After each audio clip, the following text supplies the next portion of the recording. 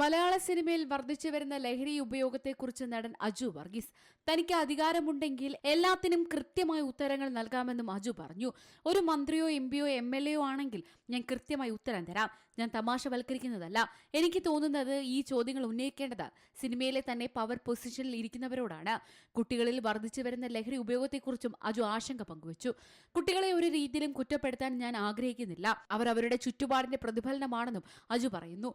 ഒരുപാട് ട്രോമ അനുഭവിക്കുന്ന ബാല്യങ്ങളാണ് ഇന്നുള്ളതെന്നും അവരെ ക്ലീൻ ചെയ്യുക എന്നതാണ് ഓരോരുത്തരുടെയും ഉത്തരവാദിത്തമെന്നും അദ്ദേഹം വ്യക്തമാക്കി.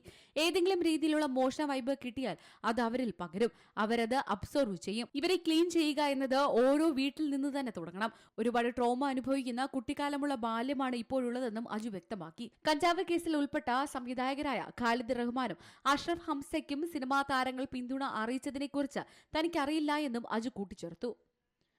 News desk C Malayalam news. ഏറ്റവും പുതിയ വാർത്തകളും വിശേഷങ്ങളും വിരൽ തുമ്പിലറിയാൻ സി മലയാളം ന്യൂസ് എല്ലാ ഡിജിറ്റൽ പ്ലാറ്റ്ഫോമുകളിലും ലഭ്യം.